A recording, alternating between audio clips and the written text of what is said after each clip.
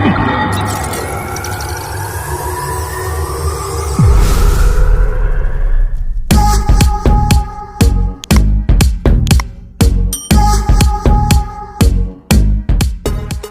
नमस्कार, स्वागत है आपका अखिल भारतीय राजीव गांधी विचार विकास मंच के इस प्लेटफॉर्म पर। और आज हमारे साथ है अमरावती कांग्रेस के एससी सेल के शहर अध्यक्ष श्री रविंद्र कुमार शिंदे जी। और इनके परिचय के तो अमरावती शहर वाले मोहताज है ही नहीं, क्योंकि अमरावती शहर को भली प्रकार पता है कि रविंद्र कुमार शिंदे कांग्रेस के एक निष्ठावान कार्यकर्ता है। और उनके जो धर्मपत्नी है मिसेस शोभाताई शिंदे, वो पूर्व नगर सेविका कांग्रेस से ही अमरावती शहर से रह चुके हैं। और अभी फिलहाल उनका जोरों से काम चालू है अमरावती विधानसभा के लिए। तो आज हमने विचार किया है कि रविंद्र शिंदे साहब के साथ थोड़ी बातचीत की जाए और उससे थोड़ी जानकारी ली जाए, क्योंकि अमरावती में बहुत सारे प्रकरण हुए हैं, तो उसके बारे में हम जानकारी लेते हैं। तो रविंद्र जी, स्वागत है आपका Rajiv Gandhi social media channel पर। जय भीम। और रविंद्र जी, लोकसभा चुनाव हो चुका है और लोकसभा में आपने बहुत मेहनत किया, मैडम ने भी बहुत मेहनत किया, और उसी प्रयत्न के बल पर बलराम भाऊ वानखेड़े की सीट भी आ चुकी है। लोकसभा सांसद बाकायदा लोकसभा में पहुंचे अमरावती से, और नवनीत राणा को हरा कर पहुंचे। और बगैर सेटिंग के, बगैर पैसों के ये जीत मानी जाती है अमरावती में। और इससे पहले ऐसा कभी हुआ नहीं। सुदाम काका देशमुख के समय में हुआ था, पैसे भी दो और वोट भी दो, 10 रुपये और एक वोट। उसी तर्ज पर बलराम भाऊ की सीट भी आपने लाई है। और ये एक राहुल गांधी का भी प्रकार है। और राहुल गांधी ने जिस प्रकार से मेहनत की है 2024 के लोकसभा के लिए, बाकायदा भारत जोड़ो यात्रा पैदल चले 4000 किलोमीटर पैदल, उसके बाद में भारत जोड़ो न्याय यात्रा जो 6000 किलोमीटर थी, कभी बस कभी गाड़ियों में या फिर पैदल, ऐसे उन्होंने पूरे देश में 10,000 के किलोमीटर के ऊपर उन्होंने पद यात्रा की। दरअसल क्या हुआ, लोकसभा के बाद में जो भाजपा की पार्टी 370 पार 400 पार का नारा लगा रही थी, अचानक 240 पर आ गई, जिसमें राहुल गांधी का पूरा पूरा हाथ है। और राहुल गांधी के साथ में जो इंडिया अलायंस है, उनका भी बहुत बड़ा योगदान है। लेकिन ये जो जीत है, कांग्रेस की जीत मानी जाएगी, बीजेपी के हार से ज्यादा कांग्रेस की जीत मानी जाएगी 240 पर अटकाना। इसकी वजह से बीजेपी के बहुत सारे कार्यकर्ता, बहुत सारे सांसद है, बहुत सारे विधायक है, या जो मंत्री संतरी है जो सेंट्रल में, आए दिन राहुल गांधी के बारे में उलझुल बकते रहते हैं, यानी गलत बातचीत निकालते रहते हैं। अभी हाल ही में अमरावती में राज्यसभा सांसद बीजेपी के अनिल बोंडे, डॉक्टर अनिल बोंडे, उन्होंने राहुल गांधी के ऊपर बहुत बड़ा आरोप लगाया है, अनगरल बातें की है, और एक प्रकार से उन्हें धमकाने का प्रयास किया है कि राहुल गांधी की जुबान पर चटके दिया जाए। इसी प्रकार संजय गायकवाड़, जो बुल्डाना के आमदार है एकनाथ शिंदे गढ़ के, उन्होंने भी कहा कि जो राहुल गांधी की जुबान काटेगा उसे 11 लाख रुपए इनाम दूंगा। तो ये जो राजनीति ये कर रहे हैं और ये ऐसी जो बातें कर रहे हैं, क्या आपको नहीं लगता है कि ये तानाशाही की दिशा में बढ़ते हुए कदम है? तानाशाही के दिशा में बढ़ते कदम नहीं है, ये आरएसएस, बीजेपी जो है ये आरएसएस की एक राजकीय पार्टी है। और आरएसएस का इतिहास है हजारों साल का, 3, 4, 5 हजार साल का इतिहास है कि ये अफवाहें उड़वाना और अपने जो विरोधी लोग है उनको दबाना, अगर वो अफवाह से नहीं मरते, अफवाह से नहीं दबते तो कत्ल कर देना, हल्ले करना, या फिर उनकी इज्जत पे दावा बोलना, ये इनके ऐसे धंधे हैं। अब ये जो अनिल बोंडे साहब है, ये पता नहीं पैसे देकर डिग्री हासिल की क्या पता नहीं, लेकिन उनकी जो मेंटली जो आज की स्थिति है, तो एक एखादी अनपढ़ आदमी भी इस तरह से बात नहीं करता। एक्चुअली राहुल जी गांधी के खिलाफ जो उन्होंने बात किया है वो बिना अभ्यास के किया है। अनिल बोंडे साहब ने अभ्यास करना चाहिए था। संजय गायकवाड़ तो बोलना एक वाहियात आदमी है, उसको छोड़ा गया है कुत्ते जैसा भौंकने के लिए। अनिल बोंडे साहब डॉक्टर आदमी है, उसने अभ्यास करना चाहिए था। राहुल जी गांधी ने अमेरिका में एक जो स्टूडेंट है वहां पे, इंडियन स्टूडेंट है जो वहां पे पढ़ाई कर रही है, उन्होंने राहुल गांधी, जैसे अपने यहाँ के तो जो बीजेपी के नेता तो कोई पत्रकार परिषद लेते नहीं, पर राहुल जी गांधी ने वहां पर भी पत्रकार परिषद लिया। वो हर समस्या को फेस करते हैं। इनके जैसे छुपते नहीं, घूमते नहीं, भागते नहीं, वो समस्या को फेस करते हैं। उन्होंने राहुल जी गांधी ने वहाँ पे पत्रकार परिषद लिया अमेरिका में, और वहाँ पे एक स्टूडेंट ने जो इंडियन थी, हाँ, उसने राहुल जी गांधी को प्रश्न किया कि सर आपके अपने देश में जो ये आरक्षण है, इसकी वजह से बहुत सारे लोग जो टैलेंटेड लड़के हैं वो पीछे रह जाते हैं, इसलिए आप ये आरक्षण कब खत्म करने वाले? तो राहुल जी गांधी ने कहा कि हमारे देश में जो जातिवाद है वो जातिवाद पहले खत्म होना चाहिए। जब तक हमारे देश में समानता नहीं आती तब तक आरक्षण चालू रहेगा। जिस दिन समानता आ जाएगी उस दिन आरक्षण अपने आप खत्म हो जाएगा। और यही बात डॉक्टर बाबा साहेब अम्बेडकर जो है, परम पूज्य डॉक्टर बाबा साहेब अम्बेडकर, इन्होंने भी जब संविधान तैयार किया तभी ये बात कही थी कि जो आरक्षण है यह आरक्षण तभी खत्म हो जाएगा जब जातिवाद खत्म हो जाएगा। अगर जातिवाद समाप्त होगा देश में का तो आरक्षण अपने आप खत्म हो जाएगा। तो ये बात राहुल जी गांधी ने भी बोली, उन्होंने कुछ भी गलत बोला नहीं है। आरक्षण खत्म करने की बात उन्होंने कही नहीं, और इनका फंडा है बात का बतंगड़ बनाने का। तो इन्होंने बात का बतंगड़ बनाया अपनी जो पॉलिटिकल जो यह इच्छा शक्ति वो बढ़ाने के लिए, कि भाई डोमिनेट करने के लिए राहुल जी गांधी को, हाँ, और अपनी बातों में उलझाने के लिए, और उनको कैसा कमजोर दिखाया जाए, इसके लिए उन्होंने वो बात का बतंगड़ बना के लोगों को अफवाह फैला के ये सब प्रचार कर रहे हैं कि कांग्रेस आरक्षण खत्म करना चाहती है। कांग्रेस ने ये अमेरिका के दौरे के पहले ही राहुल जी गांधी ने ये बात स्पष्ट कर दिया था कि हमारी पार्टी जब सत्ता में आएगी, जब लोकसभा चुनाव के पहले ही उन्होंने स्पष्ट कर दिया कि जब हमारी पार्टी सत्ता में आएगी तो हम जो 50% का आरक्षण मर्यादा है, लिमिटेशन है, वो भी हम बढ़ा देंगे, वो खत्म ही कर देंगे, हम लिमिटेशन ही नहीं रखेंगे। जो भी दलित आदिवासी समाज है उनको पूरा आरक्षण देंगे। तो वो आरक्षण खत्म करने की बात कर ही नहीं सकते। सही बात है। रविंद्र जी, क्या हो गया, राहुल गांधी जी का जो संबोधन था अमेरिका का, अपूर्वा नाम की एक लड़की थी जिसने प्रश्न पूछा था राहुल जी से, और राहुल जी ने उनका बाकायदा जवाब दिया। और राहुल जी ने जिस निष्पक्षता की बात की थी वो तो बाबा साहब अम्बेडकर को अपेक्षित था। बाबा साहब ने जैसा कहा वैसा ही उन्होंने भी कहा। बराबर, ठीक है। इस बात का उन्होंने गलत ढंग से अपप्रचार किया बीजेपी वालों ने। बीजेपी और आरएसएस का अपप्रचार, कुप्रचार या बदनामी करना समझ में आता है, क्योंकि शुरू से ही विरोधी पार्टी है। लेकिन उनकी ही तर्ज पर मायावती यूपी में बीएसपी की ओर से, यहाँ पे महाराष्ट्र में वंचित बहुजन आघाड़ी बाबा साहब अम्बेडकर, इस बात पर मैं आपको बताता हूँ। तो इनको क्या जरूरत पड़ी है वो राहुल गांधी का संबोधन उल्टे ढंग से? एकदम सही बात बोल रहे आपने। अब जो अम्बेडकर राइट मूवमेंट चलाने वाले लोग हैं, महाराष्ट्र में से ज्यादातर लोग हैं, श्रद्धेय बाबा साहेब अम्बेडकर, रामदास जी आठवले, जोगेंद्र कवाड़े, वैसे अब राजरत्न अम्बेडकर भी जो आगे आए हैं। राजरत्न जी अम्बेडकर पहले धम्म का कार्य करते आए हैं, और वो इंटरनेशनल लेवल पर धम्म का कार्य किया है। आज वो भी राजकीय पार्टी बनाने में लगे हुए हैं। अब ये राजरत्न अम्बेडकर उच्च विद्या विभूषित जो बोलते हैं, यानी बहुत पढ़े लिखे आदमी। अब उनका स्टडी है, उनका स्टेटमेंट है, उनका वीडियो सारे ऑल इंडिया में वायरल हो रहा है। उनका कहना है कि बीजेपी वाले मुझे अप्रोच हो गए और उन्होंने मुझसे कहा कि आप राहुल जी गांधी के खिलाफ प्रदर्शन करिए, राहुल जी गांधी के खिलाफ मोर्चे निकालिए, आंदोलन करिए कि राहुल जी गांधी यानी कांग्रेस पार्टी ये आरक्षण खत्म करना चाहती है। और मैं अपने जो जनता है, अम्बेडकरवादी जनता है, उनके पैसों के भरोसे पक्ष चलाता हूँ, संगठन चलाता हूँ। मैं बीजेपी के पैसों के भरोसे नहीं चलाता, इसलिए मैं उनके पैसे लेने से इनकार कर दिया हूँ। और मैं राहुल जी गांधी के खिलाफ कुछ भी नहीं बोलना चाहता, क्योंकि राहुल जी गांधी ने आरक्षण खत्म करने की बात कभी कही ही नहीं।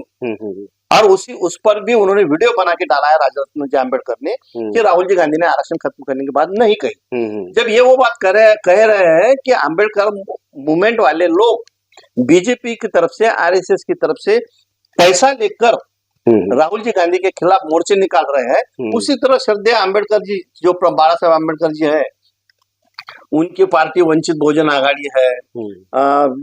बाकी जो लोग है रामदास आठवले तो अभी सिर्फ चड्डी और काली टोपी पहनना बाकी रह गया है, वो तो प्योर आरएसएस के हो गए। बराबर है। सुलेखा कुमारी आरएस में जाके बैठी है। जोगेंद्र कवाड़े जी सर, एक शिंदे साहब के सब जो बीजेपी में जाके बैठे हैं, तो इनसे क्या अपेक्षा कर सकते हैं? वो तो राहुल जी के खिलाफ बोलेंगे। आज ऑल इंडिया में यहाँ तक इंटरनेशनल लेवल तक जितना आरएसएस पे अटैक राहुल जी गांधी करते हैं, कोई भी दुनिया में ऐसा कोई भी आदमी नहीं है, कोई भी नेता नहीं है, कोई भी आम्बेडकरी मूवमेंट का भी नेता नहीं है जो आरएसएस पे अटैक करता होगा। आरएसएस पे अटैक करना मतलब दलित पिछड़े लोगों का संरक्षण करना, ये बात सही है। जी हाँ। तो रविंद्र जी, मैं थोड़ा एक इतिहास में जाना चाहता हूँ। ये जो राहुल गांधी की बातों का जो विपर्यास जो किया गया है, अभी तो मीडिया है, यानी हर घर में मीडिया है, अपनी उंगलियों पर ही मीडिया चलती है। और आज के समय में इतनी यानी झूठी बात को इतना प्रचार किया गया है कि अम्बेडकरवादी संगठन भी उसका आरएसएस बीजेपी का सपोर्ट कर रही है, सहयोग कर रही है। तो जो स्वतंत्र मतदार संघ का विषय था, जिसमें महात्मा गांधी बाबा साहब का बाकायदा समझौता पूना पैक्ट, उसके बाद में हिंदू कोड बिल के बारे में जो अपप्रचार किया था, क्या बाबा साहब को चुनाव में हराना 2 जगह कांग्रेस की ओर से, ये जो 3 चीजों की वजह से, और एक चौथा भारत रत्न न देना, ये भी बताते हैं अम्बेडकरवादी रिपब्लिकन पार्टी है, जितने भी अम्बेडकरवादी गट है। तो उस समय में तो मीडिया बिल्कुल नहीं था, और प्रिंट मीडिया भी नहीं थी। प्रिंट मीडिया भी गिने चुने पेपर की थी, और जितने भी गिने चुने प्रिंट मीडिया थी वो टोटली ब्राह्मणवादी लोगों के हाथों में थी, ब्राह्मणवादी संगठनों के हाथों में थी। तो क्या ऐसा नहीं है जो आज जो झूठ इतना मीडिया की दुनिया में जो फैला जा रहा है, उस समय मीडिया नहीं थी, फिर तो वो झूठी बातें होंगी जो आज फैलाते हैं। बराबर ये मैंने इसके बारे सही इतिहास अभी तक हमारे समाज के लोगों तक पहुंचाया ही नहीं गया। बराबर, ये इनका फंडा वही है। आरएसएस थी पहले जनसंघ था, आरएसएस बाद में बना, पहले जनसंघ था। ये हजारों साल से है, ये हिंदू है ही नहीं। जी हाँ, जो लोग ये हिंदू हिंदू बोलते हैं, ये लोग हिंदू है ही नहीं, ये वैदिक धर्म है। वैदिक धर्म, ये भारत में सत्ता वैदिक धर्म की स्थापना करना चाहते हैं, इनको हिंदू राष्ट्र बनाना ही नहीं है। ये जब धर्म की बात आती है, राजकीय बात आती है, तो ये सब हिंदू हो जाते हैं। और जब कुछ सहूलियत देने की बात आती है, कोई फायदे देने की बात होती है, तो हम लोग SC ST NT OBC हो जाते हैं, और हम हमारा यूज करने के टाइम हम हिंदू रहते हैं। अच्छा, ये इनका डबल मीनिंग का फंडा है। ये सिर्फ जनता को यूज कर लेते हैं, हिंदू के नाम पे ये कर लेते हैं, इनका फायदा कर लेते हैं। आज आरक्षण चिल्लाते हैं, 90% आरक्षण तो 3.5% वालों ने हत्या के रखा है। जी हाँ, जी हाँ। सुप्रीम कोर्ट बोलो, सेक्रेटरीट बोलो, ऑल इंडिया सेक्रेटरीट बोलो, स्टेट के सेक्रेटरीट बोलो, सब इसमें 90% लोग जो वैदिक धर्म वाले हैं वही बैठे हैं। आज भी इतना मराठा चिल्ला रहे हैं।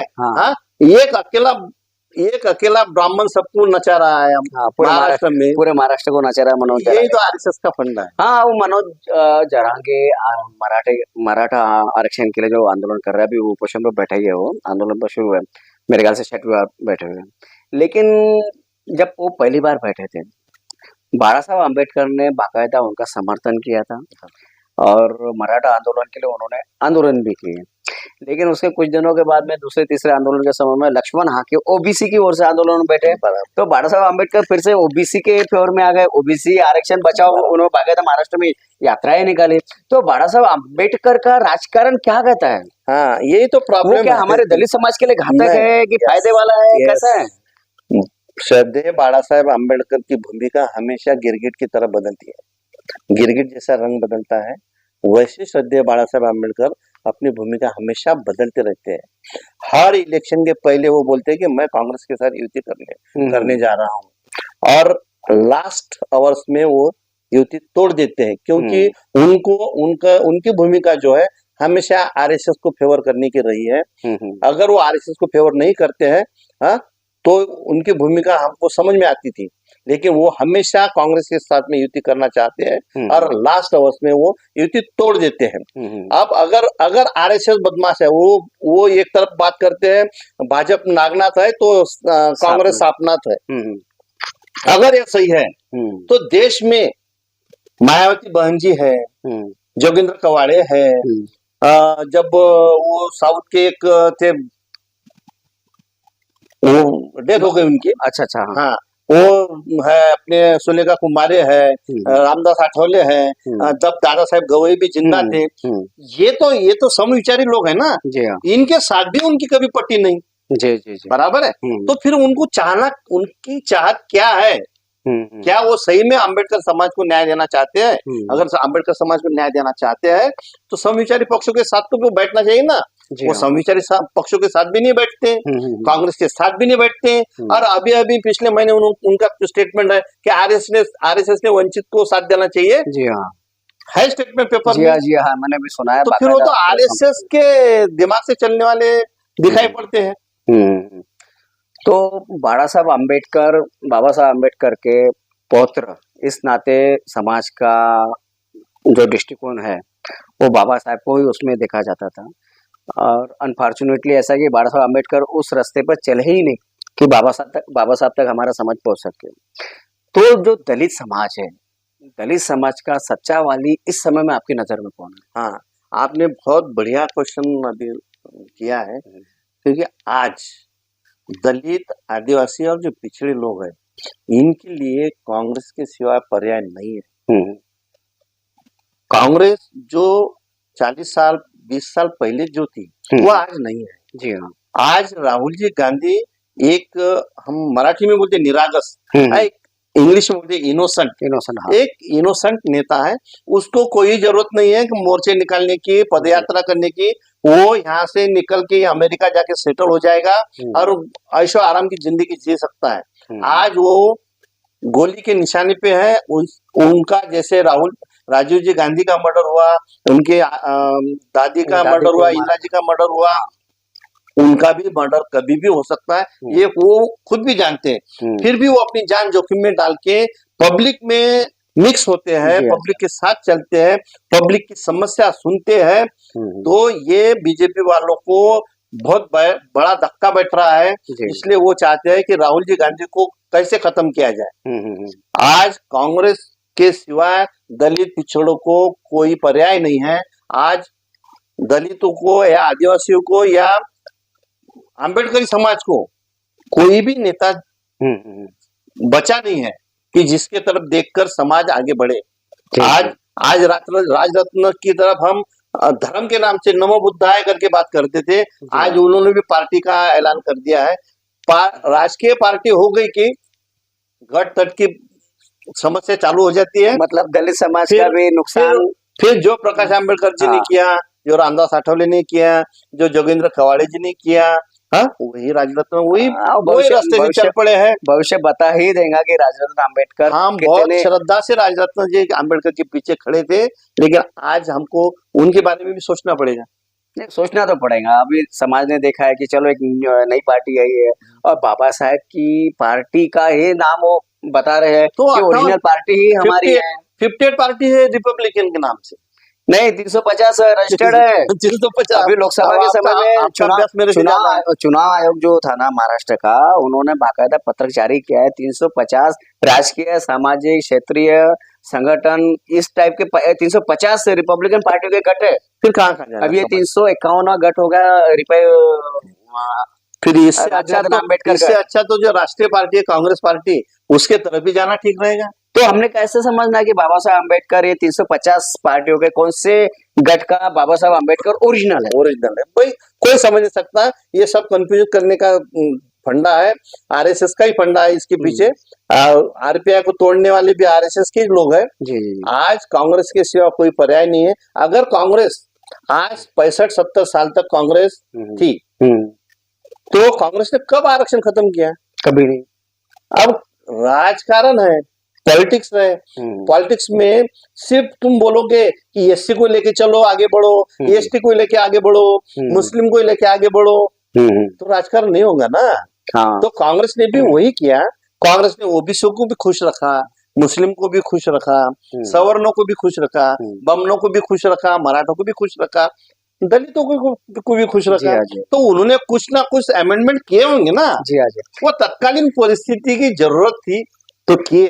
उन्होंने आरक्षण खत्म नहीं होने दिया। नहीं, खत्म तो होने भी नहीं दिया, कम भी नहीं होने दिया। भले कोटा नहीं भरा गया है, वो चलते रहता। वो तो बाबा साहेब के अथक परिश्रम से, मेहनत से, महात्मा गांधी के सहयोग से और जवाहरलाल नेहरू की दूरदर्शिता की वजह से बाबा साहब ने जो अमेंडमेंट संविधान के रूप में किए, उसको इम्प्लीमेंटेशन करने का काम कांग्रेस ने किया, जवाहरलाल नेहरू जी ने किया, उनके प्रधानमंत्री। और बाबा साहब की हर धारा, हर प्रकार के सहूलियतें, हर प्रकार का आरक्षण जवाहरलाल नेहरू ने बाकायदा शुरू रखे।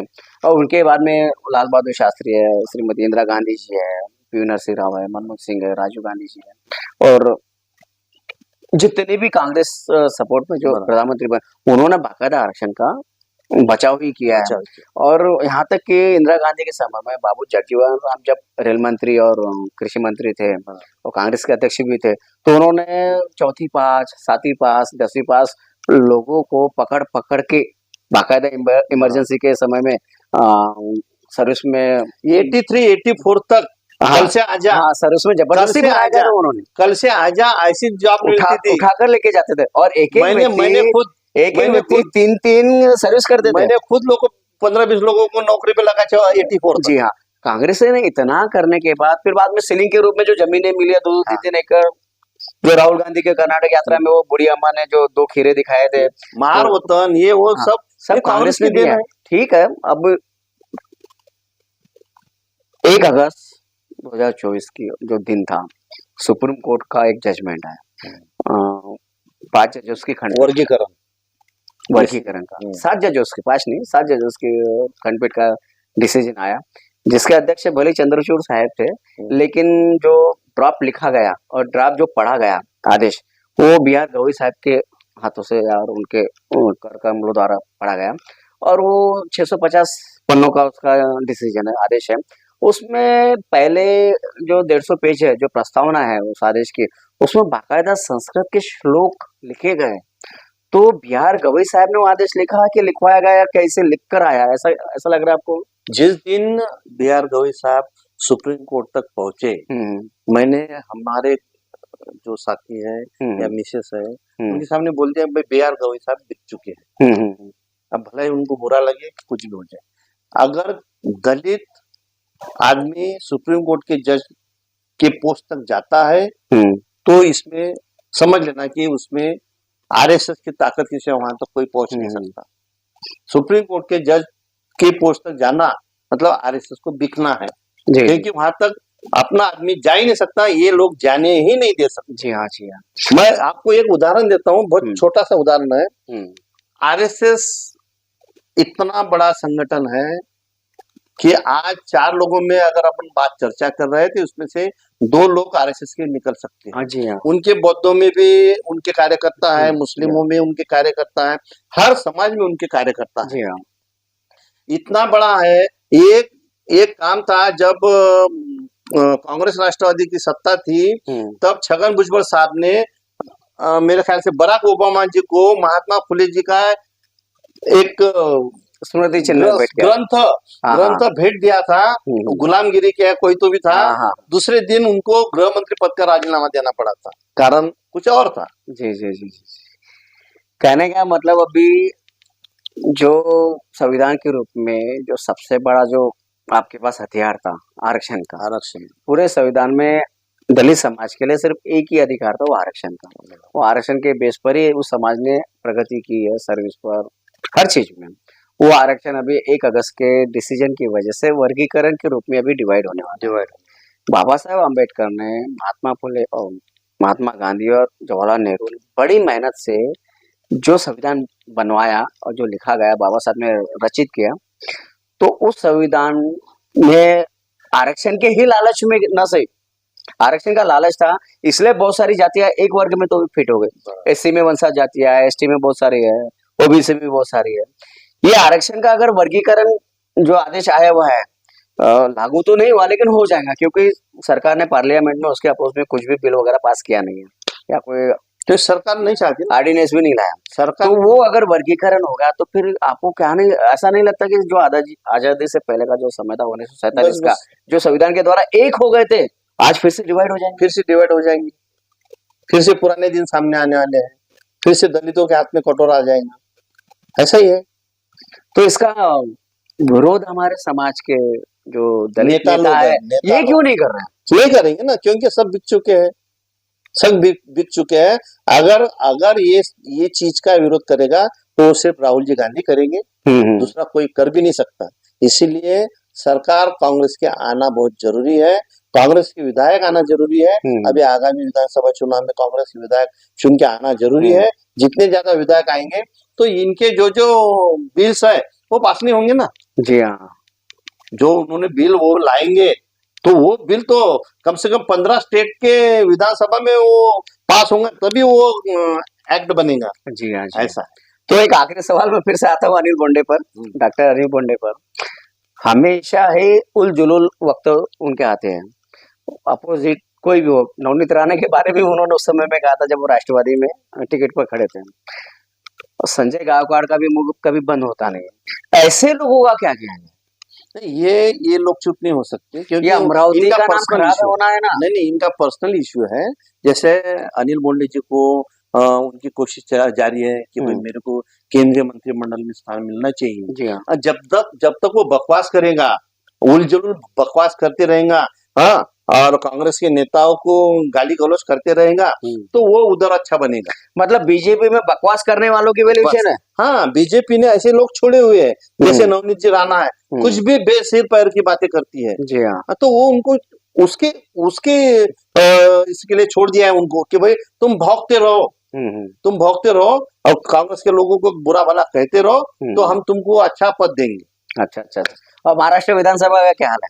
महाराष्ट्र विधानसभा में आज ऐसी परिस्थिति है कि जो सत्ता में है, एकनाथ शिंदे सरकार के साथ में फडणवीस जी, अजित पवार जी, ये डरे हुए हैं, सहमे हुए हैं। वो तो इलेक्शन लगाने के लिए डर रहे हैं। एक्चुअल इलेक्शन तो अक्टूबर में लग जाना चाहिए था। जी हाँ। क्या महानगर पालिका का इलेक्शन तो 3-2.5 साल पहले लग जाना चाहिए था। तो ये डर रहे हैं, अगर इलेक्शन हमने लगा दिया तो कांग्रेस बहुमत में चुन के आ जाएंगी। वो डर रहे हैं, उनको मालूम, उनका पूरा सर्वे, उनकी जो गुप्तचर संस्था है, सब उनको बता चुकी है कि पूरा माहौल कांग्रेस के साथ में है और आप लोगों के खिलाफ है। इसलिए वो इलेक्शन आगे आगे ढकलना चालू है। ये जो चुनाव जो आगे ढकेलते जा रहे हैं, चलो उपचुनाव मैं मान सकता हूँ, एक सीट पर पूरे देश में 1 सीट 2 सीट जो उपचुनाव होते हैं वो मान सकता हूँ, आगे पीछे तारीख हो सकती है। लेकिन पूरे राज्य का चुनाव और पूरे उस राज्य के महानगर पालिकाओं के चुनाव, जिला परिषद के चुनाव, वो 2-2 साल कैसे आगे ढकेले जा सकते हैं? क्या तो इसके बारे में चुनाव आयोग के दिशा निर्देश में या संविधान में कोई तरतूद नहीं है? ये संविधान के खिलाफ है, ये संविधान के खिलाफ है, ये संविधान में नहीं बैठता है, संविधान में ऐसी तरतूद ही नहीं। तो इसके बारे में इसमें जो निवडणूक आयोग है, इलेक्शन कमीशन है, वो इनकी जेब में पड़ा हुआ है। नहीं तो फिर इसके विषय में कांग्रेस जो प्रमुख विपक्षी पार्टी है, राहुल गांधी जी आज है, पहले 10 साल नहीं थी ना। नहीं वो तो 10 साल तो उन्होंने विरोधी पार्टी खत्म कर दिया था। आज होने के बाद मैं ये सोचता हूँ कि भाई अगर संविधान में तरतूद नहीं है आगे बढ़ाना, समय पर चुनाव हो जाना चाहिए, और संवैधानिक तरतूद होने की वजह फिर विपक्ष की पार्टी कांग्रेस और कांग्रेस के नेता जो है राहुल जी गांधी, वो सुप्रीम कोर्ट का दरवाजा क्यों नहीं खटखटाते? अब सुप्रीम कोर्ट का दरवाजा खटखटा के क्या मिलना है?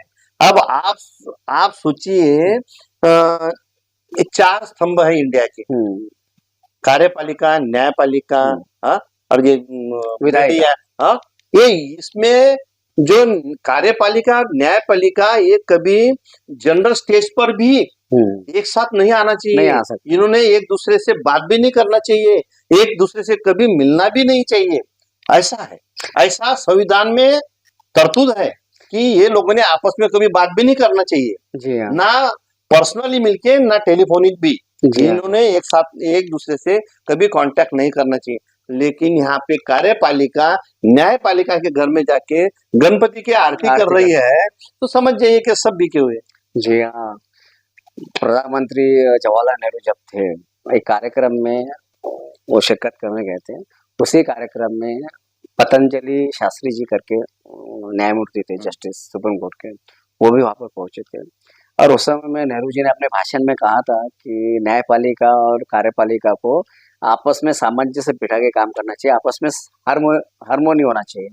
तो ये सुनते ही वो न्यायमूर्ति शास्त्री जो थे वो उन्होंने स्टेज छोड़ दिया, उठ के चले गए। उन्होंने कहा कि ऐसा कभी नहीं हो सकता, कार्यपालिका और न्यायपालिका में हमें हमेशा अपोजिट रहना चाहिए। और उसके कुछ ही दिनों के बाद में राम मनोहर लोहिया जो थे, नेहरू जी के बड़े आलोचक और प्रतिद्वंदी माने जाते हैं, उनके कुछ बयानों को देखकर एक लेडीज जवाहरलाल नेहरू जी के डायरेक्ट पास पहुंचे और डायरेक्ट कॉलर पकड़ा और उससे कहा कि आपने हमें क्या दिया, आरक्षण ने क्या दिया, संविधान ने क्या दिया, क्या अधिकार मिले हमको। तो नेहरू जी ने एक ही जवाब दिया कि आप मेरा कॉलर पकड़ सके हो, ये दिया, तो यही अधिकार दिया। किसी की हिम्मत होती है प्रधानमंत्री का कॉलर पकड़ने की। आज वही बात जब 2024 में आती है और चंद्रचूड़ साहब के घर मोदी जी जो पहुंच जाते हैं, चंद्रचूड़ साहब के लड़के ने भी किताब लिखी है, एक अभिनव चंद्रचूड़ जो उनके पुत्र है, बहुत छोटे उम्र के, उन्होंने बाकायदा कोड ऑफ कंडक्ट लिखा हुआ है जो 1997 के ऑल बेंच सुप्रीम कोर्ट की सभी जजेस की बेंच बैठी थी, कोड ऑफ कंडक्ट लिखा था और उसमें बाकायदा ये सब पूरा उल्लेख है कि सार्वजनिक जीवन में हाईकोर्ट और सुप्रीम कोर्ट के जजों ने और वकीलों ने नहीं जाना चाहिए और शादी ब्याह में गए तो जाना और आना ऐसा होना चाहिए। तो चंद्रचूड़ साहब ने ये क्यों नहीं सोचा कि मेरे लड़के ने भी बुक लिखी है बाकायदा कोड ऑफ कंडक्ट। तो ये नरेंद्र मोदी का जाल है जिसमें चंद्रचूड़ साहब फंसे हुए हैं, क्या चंद्रचूड़ साहब भी उनके साथ मिले हुए हैं, क्या दिखता है? नहीं, इसमें मैं दूसरी बात बोलूंगा, ना मोदी जी का जाल है ना चंद्रचूड़ साहब का जाल है, जो पर्दे के पीछे है। मराठी में एक मन है वो बोलना, हाँ बोले बोले बोले। सब हिंदू के यानी सवर्णों के यानी सभी लोगों के हर कार्यक्रम में बात की जाती है, चरा चरात वास करनारी अद्भुत अदम्य शक्ति। अच्छा, वो भगवान को बोला जाता है। हाँ हाँ, जो ईश्वर है उसके बारे में बोले जाते हैं। अब उसका हिंदी ट्रांसलेशन मैं अभी नहीं बता सकता। चरा चरात यानी हर चीज में चरा चरात वास करनारी अद्भुत अदम्य शक्ति वो भगवान है। मैं इसको दूसरी तरह से बोलता हूँ, चरा चरात वास करनारी अद्भुत अदम्य शक्ति आरएसएस है। आरएसएस ये हर जगह है जी हाँ। और ये दोनों आरएसएस की जाल में है। अच्छा, ये कोई एक दूसरे की जाल में नहीं, ये दोनों आरएसएस की जाल में है। नहीं, कितना भी बड़ा जाल हो, कुछ मछलियों के दांत बहुत तेज होते हैं, आरी के जैसे। आज वो जाल आरएसएस का जाल बहुत ज्यादा स्ट्रांग हो गया है, यानी ग्रास रूट लेवल तक आरएसएस पहुंच चुकी है। जो 10 साल में आरएसएस में बहुत ताकत बढ़ गई है। अभी आरएसएस को कोई मिटा नहीं सकता। नहीं, मिटाने का विषय नहीं है, लेकिन आरएसएस कितना भी बढ़ जाए, कितना भी घना जाला हो, एक व्यक्ति ने 10,000 किलोमीटर चल के बता दिया कि मैं अकेला। वो तो है, राहुल जी गांधी आने दो, तो राहुल गांधी जब तक है तब तक उम्मीद है। जब तक 2 साल उम्मीद है। चंद्रचूड़ साहब ने जगह दिया था, अभी 2 महीने उनका कार्यकाल बता देगा कि एक्चुअल चंद्रचूड़ क्या है, क्योंकि उसके बाद में राज्यसभा है या फिर राज्यपाल पद है। लेकिन राहुल गांधी जब तक है ऐसा कुछ तो मुझे डर नहीं लगता। लेकिन राहुल गांधी की जान वाकई में खतरे में है और जब तक राहुल गांधी को खतरे से बाहर रखना हमारा काम है। और राहुल गांधी उसके बाद में हमारे साथ, हमारे समाज के साथ, दलित समाज का उद्धार करता के रूप में भविष्य में निकल आएंगे। भविष्य में तो कांग्रेस ये दलित, आदिवासी, पिछड़े, अल्पसंख्यक और जो संविधान को मानने वाले सवर्ण है, ऐसे लोगों का पक्ष बन के उभरने वाला है। जी जी जी। चलिए, थे रविंद्र कुमार शिंदे जी और कांग्रेस के अमरावती शहर अध्यक्ष एससी सेल के। एक्चुअल हमने आज एससी समाज या एससी सेल के बारे में या कांग्रेस के एससी सेल के बारे में हमने बात नहीं किया, दलित समाज के बारे में बात किया था। तत्कालीन और अभी की जो परिस्थिति है सरकार की और हमारे समाज, उसके विषय में हमने बातचीत किया। और अगले जब इंटरव्यू में हम बातचीत करेंगे तो स्पेशल हम दलित समाज के बारे में पूरा डिटेल में चर्चा करेंगे। और वैसे भी शिंदे जी इस बारे में बहुत ही एग्रेसिव है और दलित समाज का बहुत ही हित देखते हैं और हितैषी है। और राहुल गांधी जैसा नेतृत्व उनके पीछे खड़ा है, तो जाहिर है जैसे दिल्ली में हुआ, जैसे देश में हुआ, अमरावती में वैसे ही हमें फल देखने को मिलेंगे। धन्यवाद। जय भीम। जय भीम। आप आए, बहुत बढ़िया लगा है, मस्त है।